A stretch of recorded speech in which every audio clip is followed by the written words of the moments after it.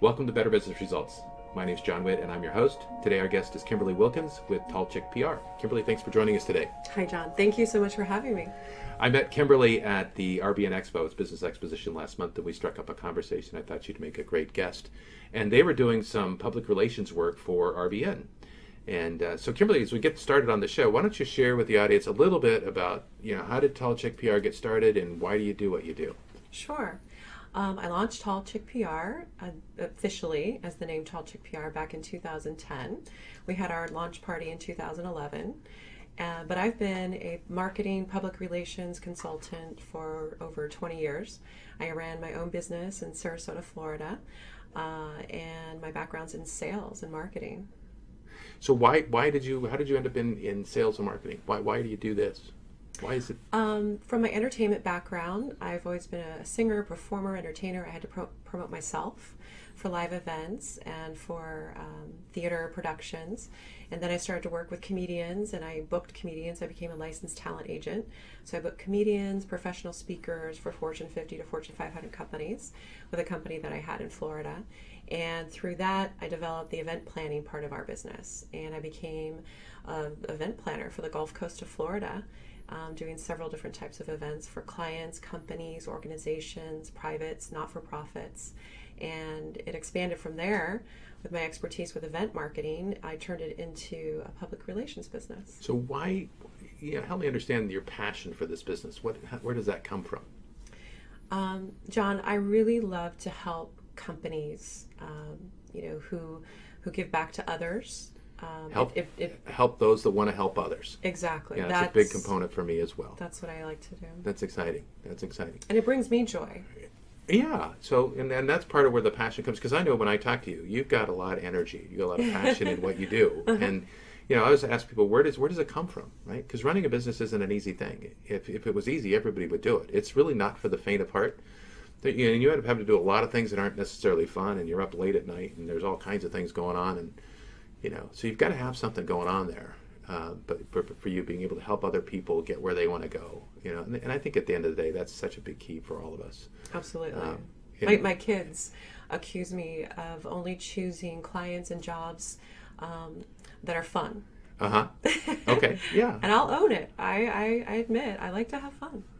So let's talk about your clients, right? What type of client benefits the most from your products and services? I would say clients who like to have live events. Live events, okay? Because you have a team that manages the event and then supports and runs the event on site. Exactly. Okay. Exactly. And then is there a typical type of a size? I mean, they have to have the ability to run a big event. How big of an event?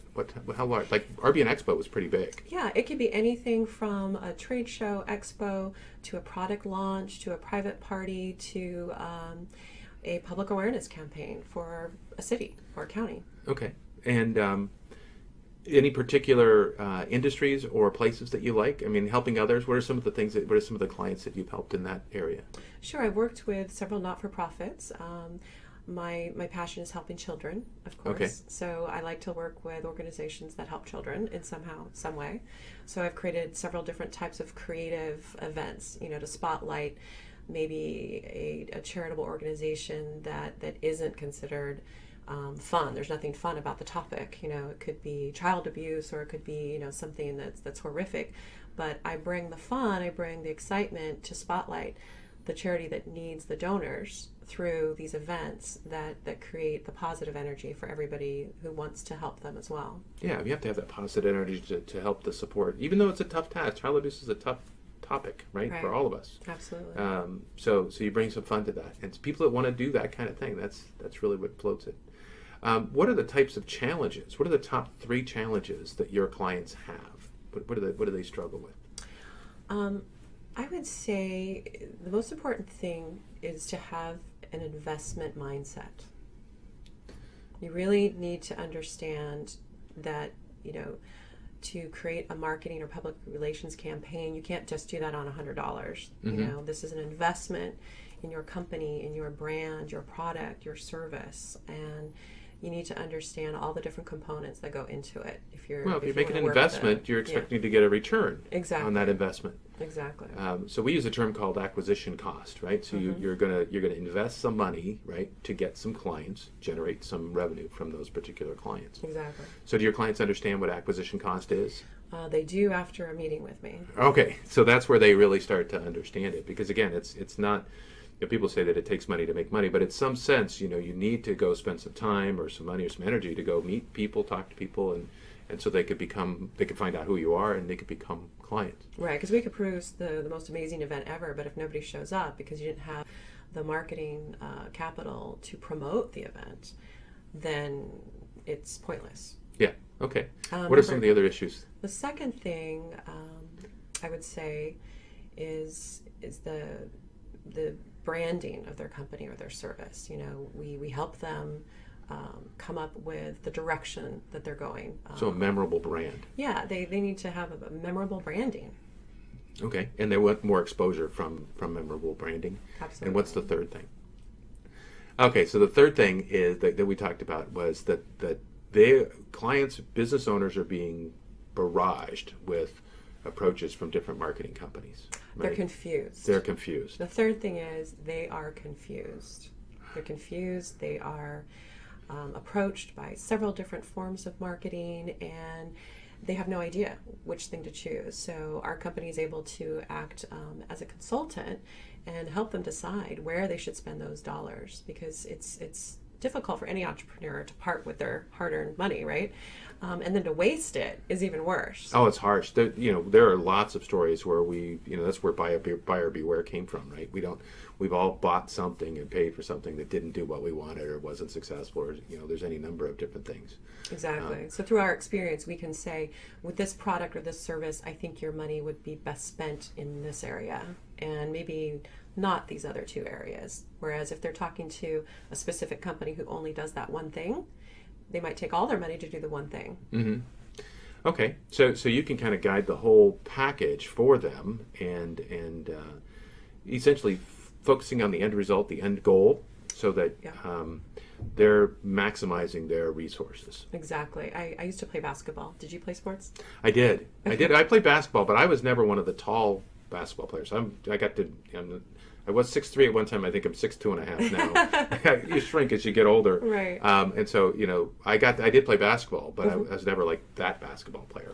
So I like to talk to my clients in sports lingo. So as for Tall Chick PR, we're kind of the point guard. The client is the coach. Okay. Essentially, we have to do what they tell us, no matter what, right?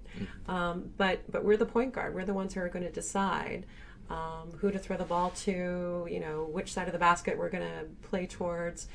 We come up with the marketing plan, with the PR campaign, and then our team implements it. Yeah, so let's back up. Let's talk about what your process is to solve their challenges, because they have the acquisition cost challenge, they've got the confusion in the marketplace challenge, and I can't remember what the third one is right off the top of my head. We'll figure branding. Out. Branding. The branding Memorable challenge. branding. Memorable branding challenge, right? Okay, so what's your process? So the process is, first of all, we have to sit down with the CEO or the owner or the entrepreneur and really do a full discovery interview. So we'd like to find out, who are you? It's a trickle-down effect. Everybody knows about Apple, Steve Jobs. Mm-hmm. His energy, his resourcefulness, his creativeness, flowed through that company to build it to what it is today. So who are you? What are you all about? What's your essence? What's your emotional imprint, if you will, that you would like to stamp on your product or service? Discovery process with the client, right? Mm-hmm. And then you've got the second thing, client research, right? Right, is client research. So who is your customer? Where do they eat, breathe, sleep, spend their time? We need to figure out what motivates your customer to purchase the product or service that you're selling. And then what is the competition doing? What is your competition putting out there?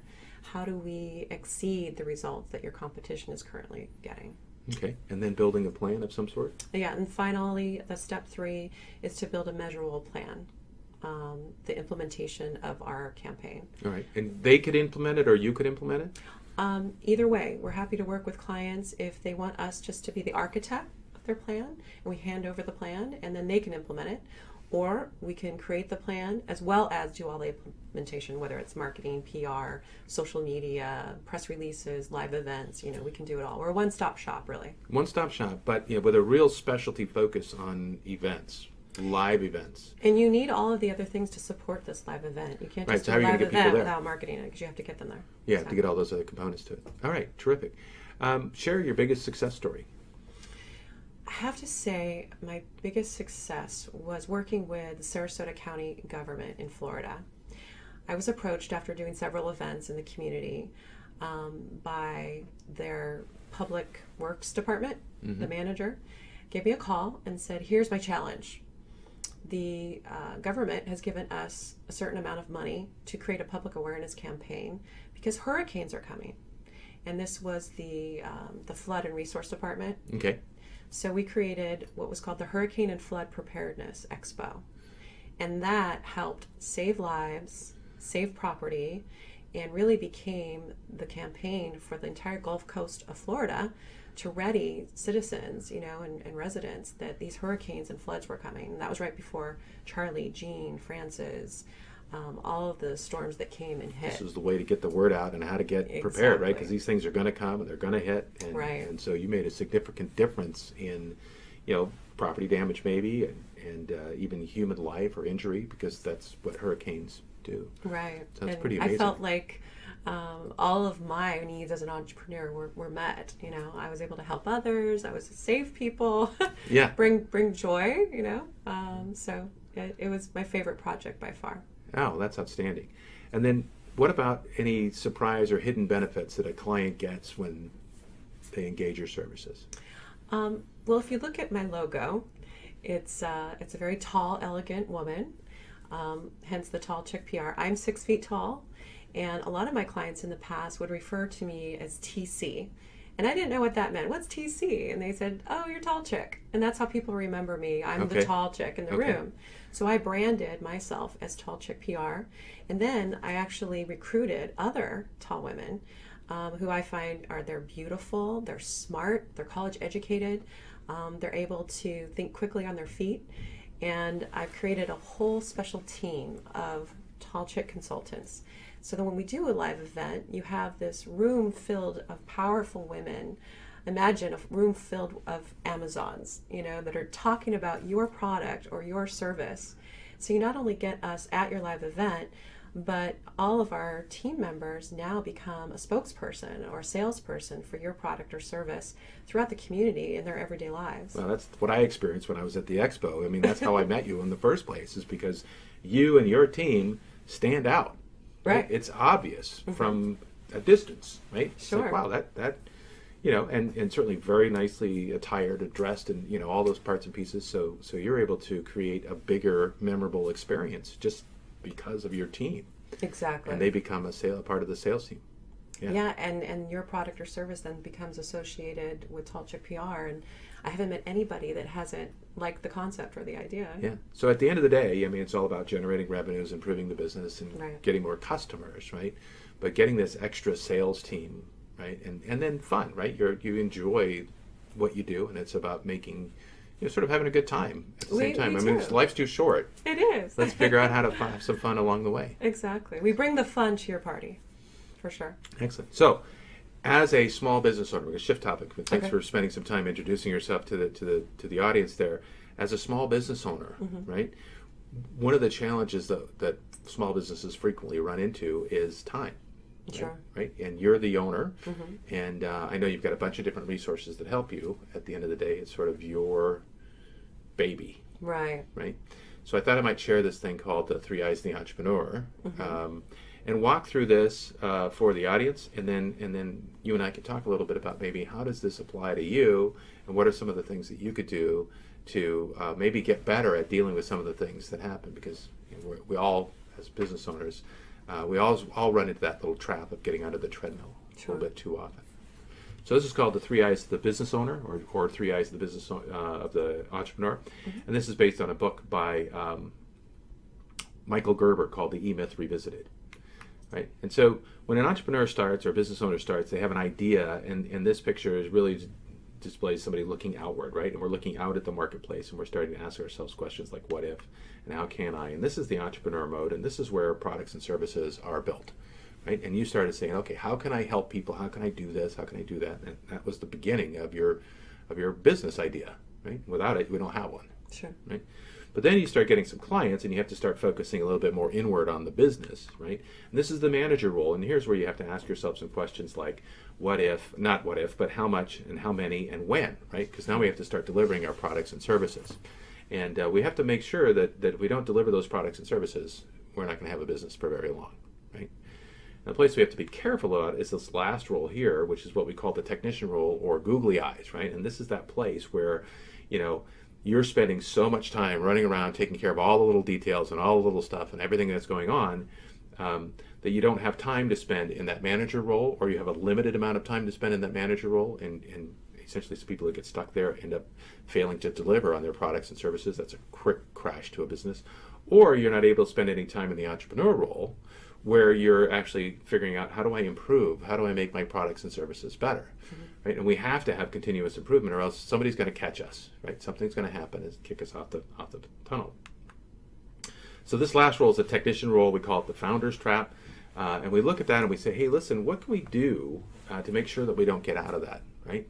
So the model looks like this. If you take a look at that technician, and for your particular business, you've got sort of low-level tasks, mm-hmm. right? And so what might be some of those that you've got in your business that have to be taken care of? Well, a good example would be, the social media posting. Okay.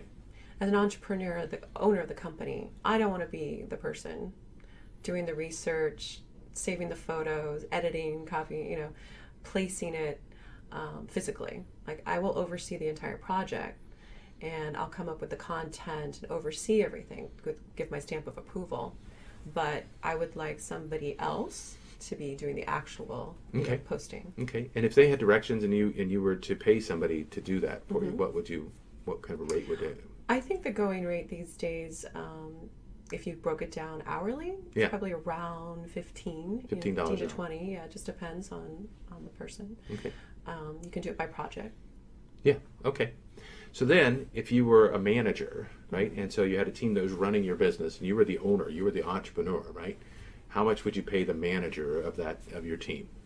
Yeah, you'd at least to be able to survive in Orange County. Yeah, sure. Yeah, it has to be at least $60K a year. Okay, so $30 an hour, $60,000 a year, something like that. Okay, and the market sets those two roles, right? We can't, if we don't pay enough, we're not going to get somebody to do the social media posting. If we don't pay enough, we're not going to get somebody to do that management role. And it's based on the economy, it's based on the region, it's based on all those other kinds of things. But now you're the entrepreneur, right? So as an entrepreneur, who gets to decide how much you want to make for your business? Right? Sure. I won't ask you how much money you want to make for your business, right? But I will tell you that, $100 an hour, $150 an hour, mm-hmm. $200 an hour, these are the numbers that I get with my business owners. This is why they're going into business. This is why they're doing the work that they're doing. Right. It's because of the long-term return, long-term value that they get. Right? Exactly. And the thing about the entrepreneur role, the market sets the manager role, the market sets the technician role, but the entrepreneur role is you get to decide whatever you want that to be, mm-hmm. right?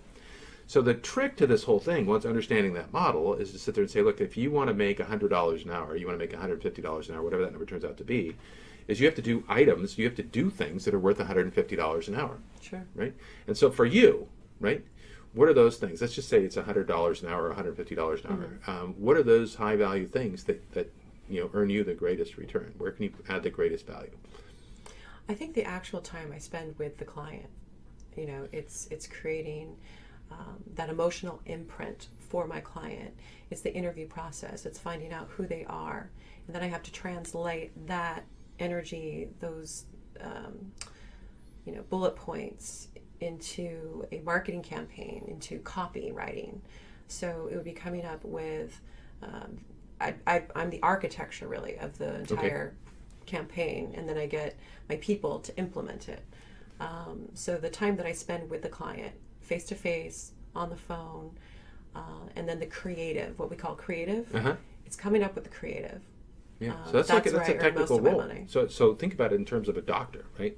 The doctor, his biggest value is with the patient, Of course. right? And you're saying your biggest value is with the client. Right. For me, my biggest value is with the client, right? I can't help them, right? So with the doctor role, or these other roles, right? Who does sales? I do. No, but if you're a doctor, who Right. does sales? I mean, you do sales for you, Sure. but in those other roles, does the doctor do sales? Not typically. Who does sales? Just when they graduate from med school. Well, there's a starting point, right? But what Yeah. happens is They they have to build a be team everything. around them that does that stuff so Sure. that they can spend as much time with patients and in operating rooms or whatever else that they're doing, whatever their specialty is, right? Right. So their whole team does that stuff around them. So if your highest value is actually spending that time in front of a client, finding clients to spend time with is something you would get somebody else to do. Yeah, they have to outsource it. Right. So dentists, doctors, and stuff, and then they also build. They do. Obviously, digital marketing has played a big role in activities that way, right? Sure. So those would be your highest value items, right? And so then the lowest value would be maybe managing the team, because if you're managing the team, you're not in front of those guys, right? Or all of the other activities that you have going on, right? So what we look at is we sit there and say, listen, what are the highest value activities? And then we take a look at all of the manager activities and the technician activities, and we find a way to transition those out, right? Because so we can get one more minute at the $150 activity, Sure. as opposed to that minute down at the 50. Because if we're doing $15 an hour stuff, if we're doing $30 an hour stuff, we're costing ourselves money. Exactly. We don't, we're not. We'd much rather spend that making $150. And if we're making $150, then we can certainly afford to pay the guy $30 or $15 an hour, right? Right. There's still a lot left over for us for whatever it is that we want. The other thing that happens here is you building a practice, and I know you want to build a practice and create this. As an entrepreneur, you want to create this practice. We know that the value of a practice occurs most significantly in the entrepreneur and the manager role, right? When they evaluate the asset from a value standpoint, the 80% of the value occurs from the manager and the entrepreneur role. So it's essentially the products and services and the management system. Right. And 80% of that 80% is really products and services. And so it really goes down and says, hey, look, 60% of the business valuation that you create is about products and services, and how are you going to provide those things? And that's your architecture, right? That's what you do. Yeah. Right? So finding some way to get you in that space more frequently would be a very strong opportunity for you. Absolutely. Okay, so let's talk about what you could do. What do you think, understanding this model and this process, what can you do today to figure out how to get more in that space? What do you think? That's the most difficult question to ask a marketer or a PR person. We're so used to developing plans for other people. We're the last people we develop a plan for is ourselves. So this is great that I'm doing this show, because you're really helping me, dig deep and think, gosh, what would I do for myself? Okay. What about business development? Do you have a business development person on your team? I do. I have my Tall Chik consultants. So what we have done is attend networking events. I found that's the best bang for my buck. Okay. Because we are all so tall, we make such an impression that I just plant one in the room, and everyone comes to her to speak to her, and then we can pass out our cards and our information, speak to the client, find out what their needs are, and then we can set an appointment. Okay. So that has been the most powerful way to market myself. And your deal would be to spend all the time at the appointments. Once right? we make the appointment, that's where I come, and right. then I meet the so people. would we have your team set all of the appointments? Yes. So absolutely. that you then just service the appointments. Absolutely. Because now you're doing your architecture stuff. Exactly. Right? And there's a point in time where they may be able to do some additional things on top of that, so that you are then continuing to do the highest value architectural components. Sure. Right? What are some of the other things that you find yourself doing today that you would much rather have outsourced, so that you could do more of that architectural stuff? Just the processing of I hate reading emails. Okay. Oh yeah, I get tons of them. Yeah. I mean, like hundreds a day. It's inundating. If I could pay somebody to read my emails and just sort through the ones that are the most important ones to read. Oh, that's a good idea. That would be valuable for me. Yeah. So how much do you think it would cost you? Again, That would be an hourly. That would be the hourly. Yeah. That'd be inexpensive hourly rate. stuff that Exactly. they could come in and read. It's like sorting your mail, right? It is. When before email came, the assistant Back in the day.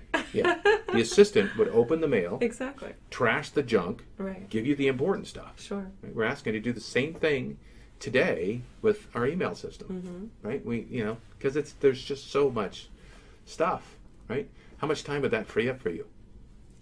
Hours. Hours. A couple of hours a day. A day. Yeah. And then you could take those 2 hours and go on appointments. Exactly. That sounds like a pretty good idea. Yeah. What else can we come up with?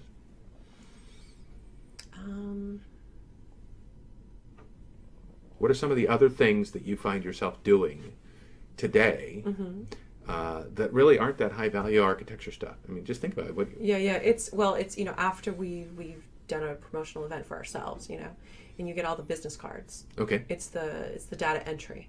Okay. And then it's the follow up. Okay. And you're sending out a nice little note. It was great to meet you. If there's anything we can do for you, we'd love to see you again. Can we build a little system and a model so somebody else could do that for us? Yes. Right. Because once again, we want you to go on more appointments. Right. Right. Like if you could go on, I don't know how many appointments we could do now, but if you could go on 3 or 4 a day, would that make a difference for your business? Of course. That's amazing. Sure. Right. And so you've got a team that's designed to get you those appointments. Right. What you have to do is get all this other stuff uncluttered and out of your way so that you can go do those things. Right. So we had 3 action items. That's pretty good. Agreed. Right. So I love it. Yeah, the first one was getting your team to set all the appointments. Right. Now that means that you don't go to the networking events as much. Maybe the really high-end special ones. Yeah, that's a little challenging for me not to go. Okay, because? Because I feel that maybe I'm very confident in how I can present our company. I have trained, our consultants to be able to present us in a positive way as well. But I guess it would be that fear factor, that trust level, that as most entrepreneurs or CEOs have. There's this control thing. I got to tell you, it's a total control thing. Yeah, nobody can do it as well as I can. Right. That's it. But at the same time, right. it becomes a thing that holds you back, right? Because if you're at the networking event, especially if you're doing a bunch of them, right, that's time you're not spending doing the architecture stuff. Right. Right. You're not architecting the marketing campaign, right, which is what your highest and best use is. And it doesn't hold true for, our clients. I trust my Chik consultants, implicitly. I send them out on golf tournaments, on product launches, on parties and events, and sometimes I'm not even there. But like you said, when it's your baby, right. Well, so how do we let go of that? Because we realize that if we let go of that, we have this opportunity to do this thing over here. Sure. And so there's some things that maybe we could work on to figure out how do I get that comfort level that's going to go and we're going to get the appointments and we're going to get the reputation and we're going to maintain our brand and we're going to do all of those things because those are important. You know what it is, you can control it. The question is how do I get somebody else to represent that brand, right? So once again, getting your sales team, getting your associates to get out and do that work for you allows you to do more of that architecture work. Getting somebody else to open the mail, even if it's electronic mail, right? And what was the last thing we said? It was about, oh darn, I forgot what it was. Help me out. Let's see, what was it? We have it on the list. We can go back and look at this thing. But there was a third thing that we did. So and it'll probably come to me here in just a minute. Yeah. But we got 3 really solid action items about being able to make you more effective and more efficient in our little bit of time here. We didn't spend a lot of time at this. I love it. All right. That's great. So that's the coaching part of the show, and we hope people get some advice and understand they can do the same. They can do some of the same things that we're talking about doing. I agree. So what I'd like you to do before we finish is share your top 3 insights with the audience. As a business owner and a marketing service provider, what are the top 3? And what are the top 3 things they should know? I would say let go of your fear. Let go of your fear. Yeah. Okay. And when you say let go of your fear, what does that mean? Entrepreneurs and owners tend to be fearless. They have to be an entrepreneur. It feels like jumping off a cliff when you become an entrepreneur. But I would say do more of that, let go even more. Well, that applies to your letting go to the networking events and letting them do that stuff more. Exactly. Okay, that good. would be my feeling of the Disney film, Let It Go. Yeah. Okay. And what else?